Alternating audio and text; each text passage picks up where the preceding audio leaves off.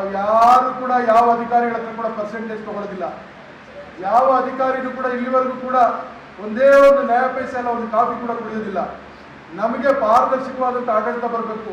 ಕೊತ್ತೂರು ಮಂಜುನಾಥ್ ಅವರು ಹಿಂದೆ 2013ರಿಂದ 2018 ಮುಳಬಾಗಿಲು ಕ್ಷೇತ್ರದಲ್ಲಿ ಶಾಸಕರಾಗಿದ್ದರು. ಅವರ ಘೋಷಣೆ ಇಷ್ಟೇ, ಭ್ರಷ್ಟಾಚಾರ ಮುಕ್ತ ಆಡಳಿತ ಕೊಡಬೇಕು. ಇವತ್ತು ಕೋಲಾರದಲ್ಲಿ ಕೂಡ ಎಲ್ಲ ಇಲಾಖೆಗಳಲ್ಲಿ ಭ್ರಷ್ಟಾಚಾರ ಮುಕ್ತ ಆಡಳಿತ ಆಗಬೇಕು. ಹಂಗಂತೇಳಿ 9 ತಿಂಗಳಲ್ಲಿ ನಾವು ಸಂಪೂರ್ಣವಾಗಿ ಭ್ರಷ್ಟಾಚಾರ ಮುಕ್ತ ಮಾಡಿದ್ದೀವಿ ಅಂತ ಹೇಳೋದಿಲ್ಲ, ಆದರೆ ಸ್ವಲ್ಪ ಮಟ್ಟಿಗೆ ಬದಲಾವಣೆ ತಂದಿದ್ದೀವಿ. ಆದರೆ ನೀವೆಲ್ಲ ಅಂತ ವಿಚಾರಗಳು ಬಂದಾಗ ನಮ್ಮ ಗಮನಕ್ಕೆ ತಂದರೆ ನಾವು ಅದನ್ನು ಯಾವ ರೀತಿ ಸರಿಪಡಿಸಬೇಕು, ಎಲ್ಲಿ ಸರಿಪಡಿಸಬೇಕು ಅದನ್ನು ಸರಿಪಡಿಸೋದ್ರ ಇವತ್ತು ಕೋಲಾರ ನಗರದಲ್ಲಿ, ಕೋಲಾರ ಕ್ಷೇತ್ರದಲ್ಲಿ ಮಾನ್ಯ ಕೊತ್ತೂರು ಮಂಜುನಾಥ್ ಅವರು ಶಾಸಕರಾದ ಮೇಲೆ ಎಷ್ಟು ಅಭಿವೃದ್ಧಿ ಕೆಲಸ ಆಗಿದೆ ಅಂತ ನಾನು ನಿಮ್ಗೆ ಹೇಳ್ತೀನಿ. ಇವತ್ತು ಕೋಲಾರ ನಗರಸಭೆಗೆ ಸುಮಾರು 13-14 ಕೋಟಿ ವೆಚ್ಚ ಮಾಡಿ ಇವತ್ತು ಒಳ್ಳೆ ನಗರಸಭೆ ಕಟ್ಟಡವನ್ನು ಕಟ್ತಾ ಇದ್ದೀವಿ. ನಗರಸಭೆ ಕಟ್ಟಡ ಅಂದರೆ ತಾಲೂಕು ಆಫೀಸ್ ಪಕ್ಕದಲ್ಲಿ ನಮ್ಮ ತಾಲೂಕು ಆಫೀಸ್ಗಿಂತ ಚೆನ್ನಾಗಿ ಕಾಣಬೇಕು ಆ ಥರ ಒಂದು ಕಟ್ಟಡವನ್ನು ಕಟ್ತಾ ಇದ್ದೀವಿ. ಇವತ್ತು ಕೋಲಾರದಲ್ಲಿ ರಸ್ತೆಗಳು ಎಷ್ಟು ಹದಗೆಟ್ಟಿದ್ವು ಅಂತ ನೀವು ನೋಡ್ತಾ ಇದ್ದೀರಿ. ಹಿಂದೆಲ್ಲ ಇವತ್ತು ಬಹುತೇಕ ರಸ್ತೆಗಳನ್ನು ನಾವೆಲ್ಲ ಕೂಡ ಹಂತವಾಗಿ ಮಾಡ್ತಾ ಇದ್ದೀವಿ. ಇವತ್ತು ಬಂಬು ಬಜಾರ್ ರೋಡ್ ಆಯಿತು, ಕಾರಂಜಿ ಕಟ್ಟೆ ರೋಡ್ ಆಯಿತು, ಅಂತರಂಗಿ ರೋಡ್ ಆಯಿತು, ಈ ಕಡೆ KEB ಡಬಲ್ ರೋಡ್ ಆಯಿತು, ಶೈನ್ಶಾ ನಗರ್ ರೋಡ್ ಆಯಿತು, ಕೇಕಲ್ ರೋಡ್ ಆಯಿತು. ಎಲ್ಲ ರಸ್ತೆಗಳನ್ನು ಕೂಡ ಮತ್ತು ಆ ವಾರ್ಡ್ಗಳಲ್ಲಿ ಕೂಡ ವಾರ್ಡಿನ ಪರಿಮಿತಿಯಲ್ಲಿ ಕೂಡ ಇವತ್ತು ರಸ್ತೆಗಳನ್ನು ಕೈಗೆತ್ತಿಕೊಂಡು ಮಾಡ್ತೇವೆ. ದುಡ್ಡಿಂದ ಇದೆಲ್ಲ ಮಾಡೋಕ್ಕಾಗ್ತದ? ನಾವೇನು ಅಭಿವೃದ್ಧಿ ಕೆಲಸ ಮಾಡ್ತಾ ಇಲ್ವಾ? ಇವತ್ತು ಕೋಲಾರದ SNR ಹಾಸ್ಪಿಟಲ್ಗೆ ಮತ್ತೆ 10 ಕೋಟಿ ಬಿಡುಗಡೆ ಮಾಡಿಸಿದ್ದೀವಿ. ನರಸಾಪುರದಲ್ಲಿ 12.5 ಕೋಟಿ ಕೊಟ್ಟು ಹಾಸ್ಪಿಟಲ್ ಬಿಲ್ಡಿಂಗ್ ಕಟ್ತಾ ಇದ್ದೀವಿ. ಕ್ಯಾಲ್ನೂರಲ್ಲಿ 4 ಕೋಟಿ ಕೊಟ್ಟು ಹಾಸ್ಪಿಟಲ್ ಬಿಲ್ಡಿಂಗ್ ಕಟ್ತಾ ಇದ್ದೀವಿ. ದುಡ್ಡಿಂದ ಇವೆಲ್ಲ ಕಟ್ಟಕ್ಕಾಗ್ತದ? ದುಡ್ಡಿಂದ ಮಾಡೋಕ್ಕಾಗ್ತದ? ನಾವು ಅಭಿವೃದ್ಧಿ ಮಾಡ್ತಾ ಇಲ್ವಾ? ನಾವು ಬಡವರಿಗೆ ಕೊಡ್ತಕ್ಕಂಥ ಕಾರ್ಯಕ್ರಮನೂ ಕೊಡ್ತೀವಿ, ಅಭಿವೃದ್ಧಿ ಕೂಡ ಮಾಡ್ತೀವಿ. ಅಂತರ್ಗಂಗೆಗೆ ನೀವ್ಯಾರು ಹೋಗಿದ್ರೆ ನಮ್ಮ ಕೇರಳಿ ಬೆಟ್ಟಕ್ಕೆ ಯಾರಾದ್ರು ಹೋಗಿದ್ರ? ಓಡಾಡಕ್ಕಾಗ್ತಾ ಇರಲಿಲ್ಲ, ಹೋಗಿ ಬರೋಕ್ಕಾಗ್ತಾ ಇರಲಿಲ್ಲ ಗಾಡಿಗಳಲ್ಲಿ, ಕಾರುಗಳಲ್ಲಿ. ಇವತ್ತು ಎಷ್ಟು ಚೆನ್ನಾಗಿ ರಸ್ತೆ ಆಗಿದೆ ಗೊತ್ತಾ? 3,65,00,000 ಇವತ್ತು ರಸ್ತೆ ಆಗಿದೆ. ಮಾಲೂರು ರೋಡ್ ಆಗ್ತಾ ಇದೆ, APMC ಮುಂದೆಯಿಂದ ಮಾಲೂರು ರೋಡ್ ಆಗ್ತಾ ಇದೆ, ಈ ಕಡೆ ಹೊನ್ನೇನಹಳ್ಳಿ ರೋಡ್ ಆಗ್ತಾ ಇದೆ. ಯಾವ ಕೈ ಬಿಟ್ಟಿದ್ದೀವಿ? ಅಭಿವೃದ್ಧಿನೂ ಮಾಡ್ತಾ ಇದ್ದೀವಿ ಮತ್ತು ನಮ್ಮ ಗ್ಯಾರಂಟಿಗಳನ್ನು ಕೂಡ ನಮ್ಮ ಬಡವರಿಗೆ ಕಲ್ಪಿಸ್ತಾ ಇದ್ದೀವಿ. ಇವತ್ತು ಜಲ್ ಜೀವನ್ ಮಿಷನ್ ಅಂತೇಳಿ ಕೇಂದ್ರ ಸರ್ಕಾರದ ಕಾರ್ಯಕ್ರಮ ಅಂತ ಹೇಳ್ತಾರೆ ಅವರು. ಮಾನ್ಯ ಲೋಕಸಭಾ ಸದಸ್ಯರಿಗೆ ಈ ಒಂದು ಕಾರ್ಯಕ್ರಮದ ಮೂಲಕ ನಾನು ಹೇಳ್ತಾ ಇದ್ದೀನಿ, ನಿಜ ಇದು ಕೇಂದ್ರ ಸರ್ಕಾರ ಘೋಷಣೆ ಮಾಡಿದಂಥ ಕಾರ್ಯಕ್ರಮ ಜಲ ಜೀವನ್ ಮಿಷನ್. ನಾವು ಅದನ್ನು ಹೋಗ್ತೀವಿ. ಅಂದರೆ ಈ ಯೋಜನೆಯ ಉದ್ದೇಶ ಪ್ರತಿ ಮನೆಗೂ ಕೂಡ ನಲ್ಲಿ ಮುಖಾಂತರ ನೀರು ಕೊಡ್ತಕ್ಕಂಥ ಯೋಜನೆ. ಆದರೆ ನೀವು ಯೋಜನೆ ರೂಪಿಸಿದಾಗ 45 ರೂಪಾಯಿ ನಿಮ್ಮದು, 45 ರೂಪಾಯಿ ರಾಜ್ಯ ಸರ್ಕಾರದ್ದು, 10 ರೂಪಾಯಿ ಜನರ ಹತ್ರ ತಗೊಳ್ಬೇಕು ಅಂತ ಹೇಳಿದ್ರಿ ನೀವು.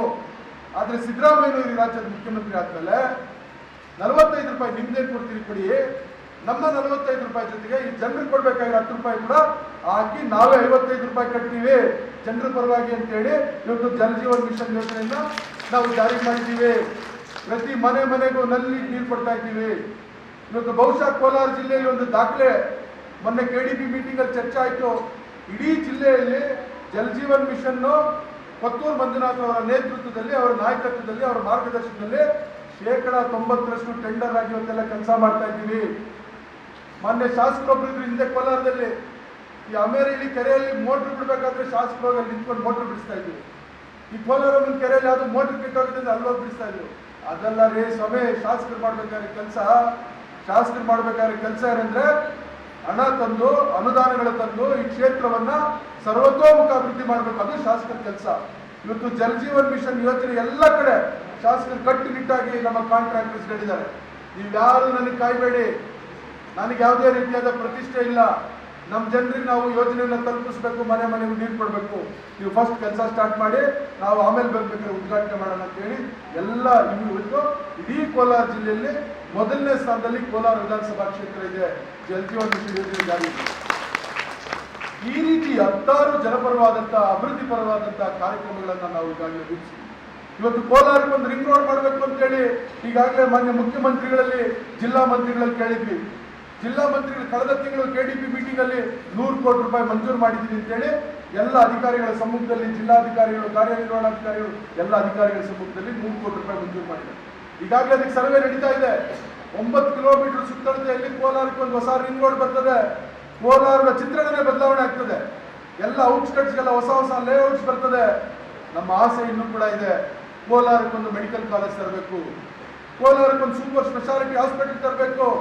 ನಮ್ಮ ಜನ ಇವತ್ತು ಏನು ಬೇರೆ ಬೇರೆ ದೊಡ್ಡ ಕಾಯಿಲೆಗಳಿಗೆ ದೊಡ್ಡ ದೊಡ್ಡ ಆಸ್ಪತ್ರೆಗಳಿಗೆ ಬೆಂಗಳೂರಿಗೆ ಹೋಗ್ತಾರೆ, ಅದೆಲ್ಲವನ್ನ ತಪ್ಪಿಸ್ಬೇಕು ಅಂತೇಳಿ ಇವತ್ತು ಕೊತ್ತೂರು ಮಂಜುನಾಥ್ರವರು ನಾವೆಲ್ಲ ಕೂಡ ಸೇರಿಕೊಂಡು, ನಮ್ಮ ನಜೀರ್ ಅಹಮದ್ ಸಾಹೇಬರು ಎಲ್ಲ ಸೇರಿಕೊಂಡು ಇವತ್ತು ಆ medical college super speciality hospital ಕೂಡ ತರಂತ ಕಾರ್ಯಕ್ರಮಗಳನ್ನ ಮುಂದಿನ ದಿವಸ ಕೂಡ ಮಾಡ್ತೀವಿ.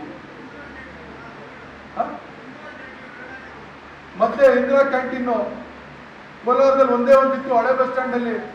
ಹೊಸ ಸರ್ಕಾರ ಬಂದ್ಮೇಲೆ ನಮ್ಮ ಉಸ್ತುವಾರಿ ಸಚಿವರಿಗೆ ಹೇಳಿ ಇಂದಿರಾ ಕ್ಯಾಂಟೀನ್ ಕೋಲಾರ ನಗರಕ್ಕೆ 2 ವೇಮ್ಗಲ್ ಬಂದು ಮಂಜೂರು ಮಾಡಿಸಿದ್ದೀವಿ. ಅದನ್ನ ಒಂದು APMC ಮಾರ್ಕೆಟು, ಇನ್ನೊಂದು ಹಾಸ್ಪಿಟ್ಲು ಅಥವಾ ಬಸ್ ಸ್ಟ್ಯಾಂಡ್ ಮಾಡಬೇಕು ಅಂತ ಹೇಳಿದ್ವಿ. ಬಡವರು ಹಸಿದ್ಕೊಂಡು ಬಂದ್ರೆ ಹಳ್ಳಿಗಳಿಂದ ಬಂದಂತ ಕೂಲಿ ಕಾರ್ಮಿಕರು ಇರ್ಬೋದು, ನಮ್ಮ ಯುವಕರು ಹೆಣ್ಮಕ್ಳು ಇರ್ಬೋದು, ಯಾರು ಓದ್ತಕ್ಕಂಥ ಬರ್ತಕ್ಕಂಥ ವಿದ್ಯಾರ್ಥಿಗಳಿರ್ಬೋದು, ಯಾರೇ ಇರ್ಬೋದು, ಹಸಿದ್ಕೊಂಡು ಯಾರು ಮನೆಗೆ ವಾಪಸ್ ಹೋಗ್ಬೋದು. ಸಂಜೆವರೆಗೂ